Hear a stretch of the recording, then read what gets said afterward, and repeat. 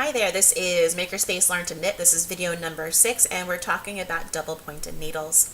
So we met all of our different circular needles. The needles we will use for circular knitting, we met our double pointeds, we met our fixed circs, our interchangeable circs, talked a little bit about them. So now we're going to talk more in depth about double pointed needles.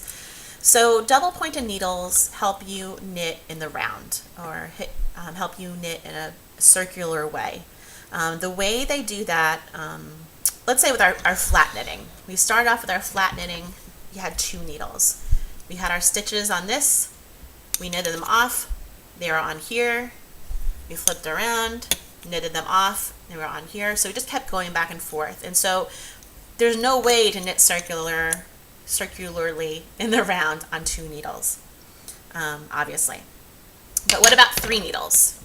Still, 3 needles doesn't really help us that much because we need to be able to make at least a triangle, something with a hole that we can put our stitches around. So at minimum, you will need 4 double pointed needles. You will need 3 to make your round and 1 to knit with. Okay, and I'll show you in a few seconds what stitches look like on here, but that's the minimum. Most likely when you buy double pointed needles, they will come in a set of 5. Sometimes they even come in a set of 6 in case you break one. It's common for very small sizes for sock knitting, size 1, 2, 0. Sometimes they'll automatically come with 6, knowing that you probably might break a needle if it's wood. So, but usually they come in 5s. So basically you're going to make, to knit in a round, you're going to make yourself a square and knit around the square, around the square, around the square. So the way that it works, that double pointeds work, is you will have your knitting in the front. You're going to knit the stitches that would be on here all the way. The stitches will become on here. This will become your knitting needle, and then you'll rotate. So that's the way that they work, in case you're wondering, how do these sticks help me knit in the round? That is how they work. As I said before, double pointeds come in lots of different sizes. You have the length. Sometimes you'll have a choice in what length you have. Usually they're anywhere from 6 to 8 inches. Very common to have 7 inches.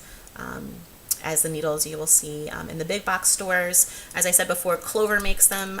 Takumi needles, you will find those at Michael's and Joann's. Also, you can find a whole huge set of these on Amazon or on eBay, which gives you every size of double pointed needles. So basically you get size 1 through size 13 and 5 of each of those needles. So, so a very good bargain. They're pretty cheap. They're great to get.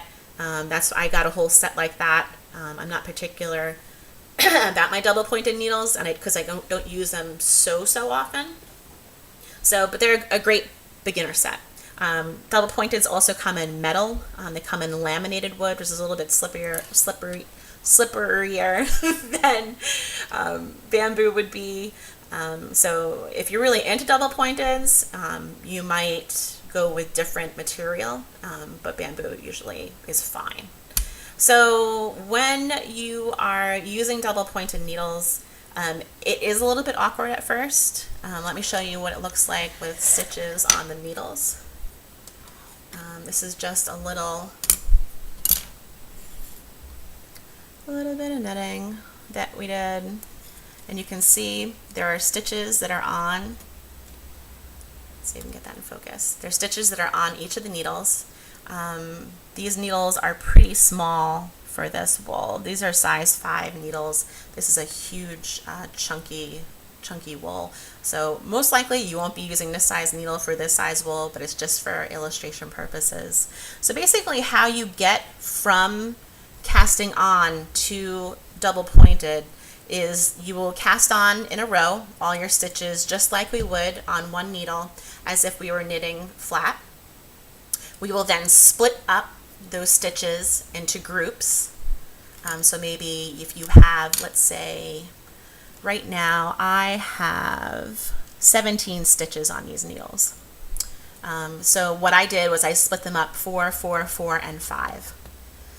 You don't have to have the same number on every needle.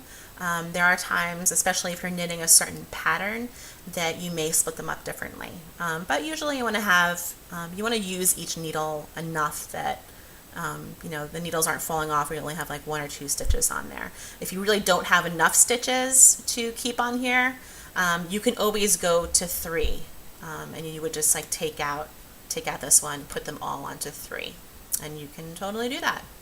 So double pointeds especially are great for knitting small tubes. They're great for when you are down to only a certain amount of stitches, say for the top of the hat.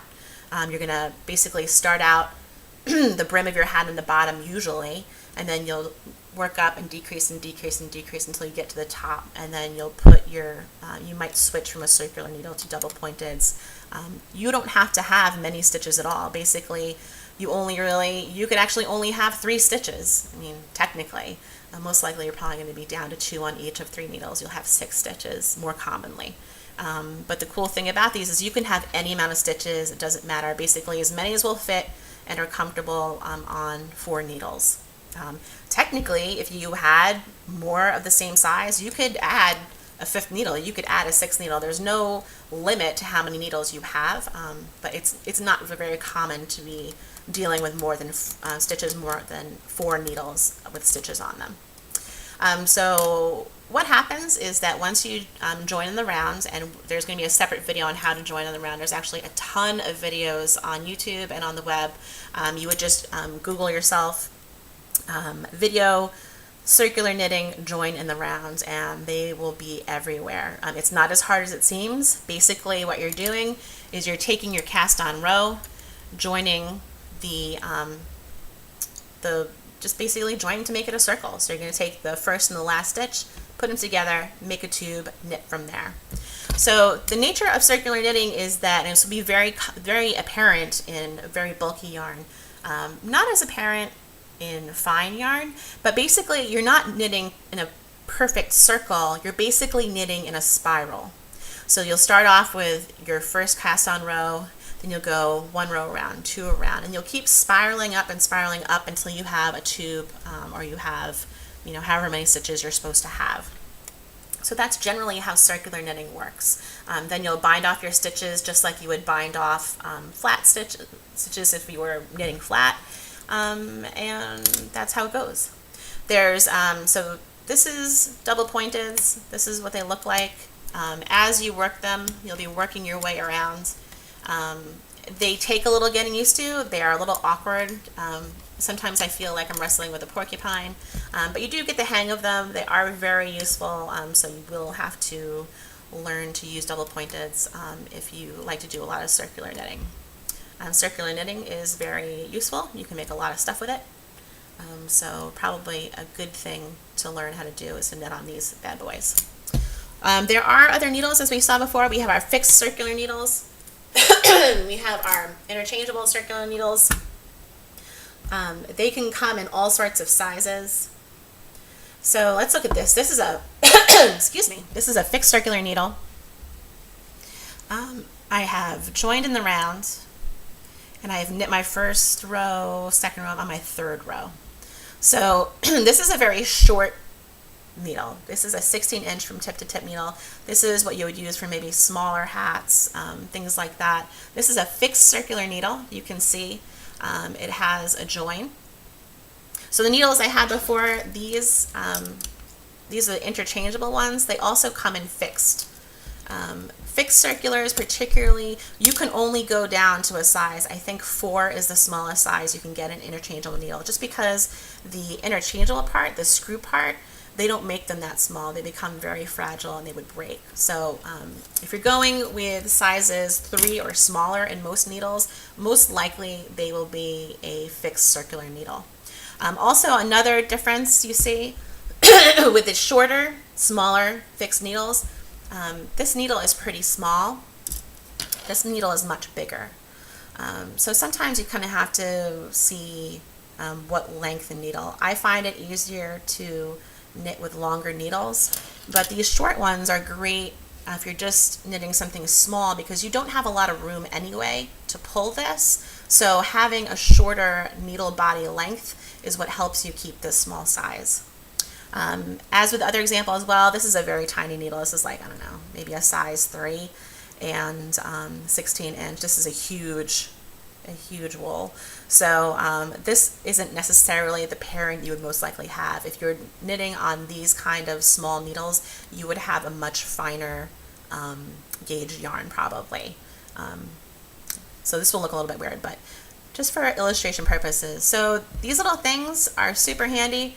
They're needle protectors. Not only do they protect the tips of your needles, because I actually had one of these break, but they also keep your knitting on here so it doesn't constantly fall off. As I said with lengths, because this is a fixed circular, you probably want to be knitting something that is going to be 16 inches, at least 16 inches around.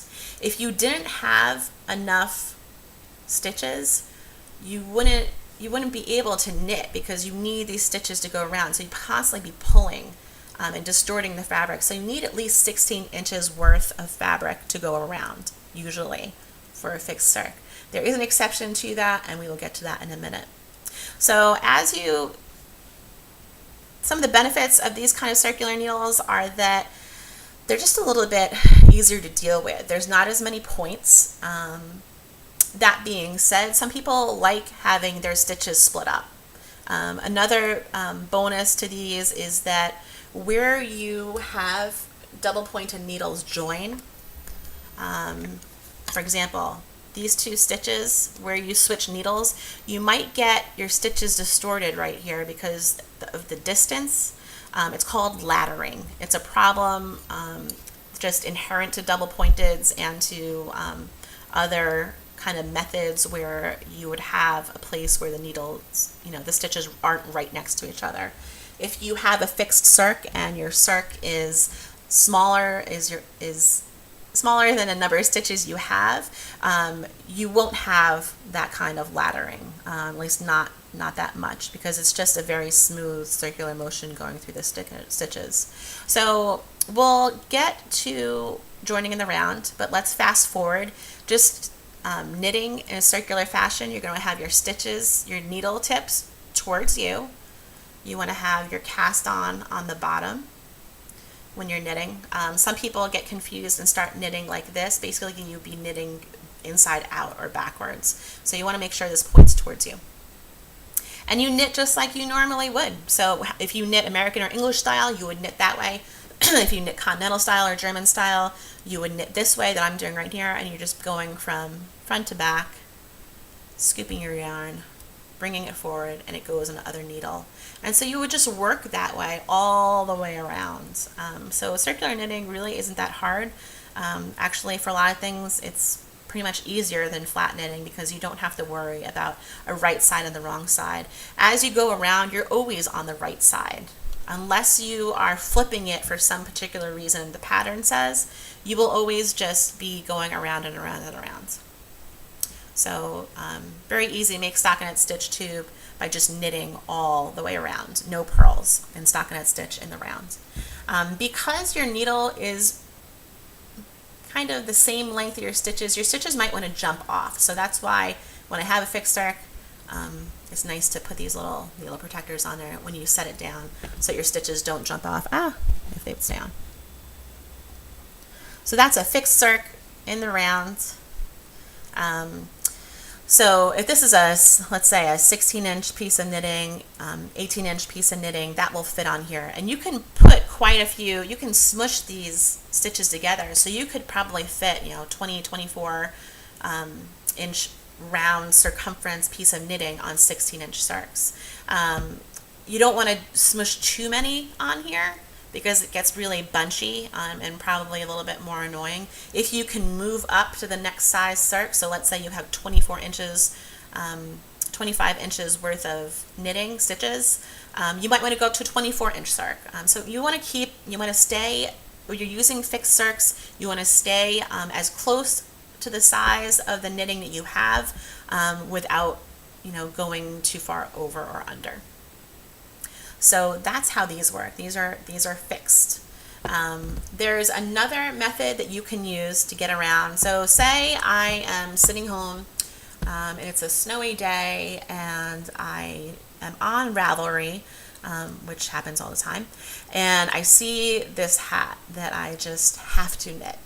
And I just have to do it right now. Unfortunately, of course it's 1 o'clock in the morning, like it usually is. I'm quite the night owl, and I'm not going to run out to buy a needle. If I don't have that size needle, there is something you can do to get around using a particular length fixed circ, and that's called, there's a lot of things, it's called magic loop. So what you can do, you'll see this, and there's really nothing too magic about this. It's magic loop is knit a lot for, you'll see that in reference to sock knitting a lot. It's a way that you can get socks onto a circular needle instead of using double pointeds for socks. You can actually even get 2 socks on one needle side by side and knit both of them at the same time. So that's getting a little crazy, out of our scope for now, but it can be done. That's the way I knit my socks, and it's pretty cool. So say you have, this is a 40-inch circular needle. Say I lost my small cable, or I could only find my 40-inch cable, but I need to knit a 20-inch hat. What you can do is you can basically, you see how much extra cable you have? You have all that extra room, and you can't, there's no way to knit if you have all this extra cable. There's no place to put it, unless there's something where you can get around that, is you can take the other side of your cable and pull it out. So it will leave a length of cable just kind of hanging out between the stitches on the other side. So that's a way you can get around it, and then you would just put your needles in here like you normally would, and it's not a problem. The one thing about knitting this way is that you will knit around. Eventually you will get to the point where this crossover, where it's poking out, you will get closer to these stitches as you go around. So it's not a big deal, but it does necessitate that you choose another place over here and pull the needle through. And this will rotate, so you'll knit around again, and this crossover will become closer and closer and closer to your needles, and you'll just pull it out again. So that's a way to get around having the correct size needle, is just to do that. It's a little shortcut. It does make a little bit of a pull, so you don't want to pull it out the same place all the time, because it will distort your stitches and you'll get laddering. But if you can kind of switch it up and do that, it makes the laddering less apparent and makes it easy. This is definitely an option. Maybe you don't want to buy other lengths of circ. You could just buy a 40-inch circ and use it for everything technically. The one thing is these tips are going to be longer than our other tiny tips that we had on this small circ, so you have to keep that in mind. The one thing is that you can't get around using double pointed, because at some point you will get stuck. Like you can't, there's only so small that you can go and still be able to reach stitches. You can't, you'll pull. So when you get to that point, you would switch over to your double pointed. So that's why I said before, there is no way to get around knitting with double pointeds if you're going to be decreasing something like a hat that decreases to a point. But you have some different options that you can use, and those are different ways that you would use your circular needles.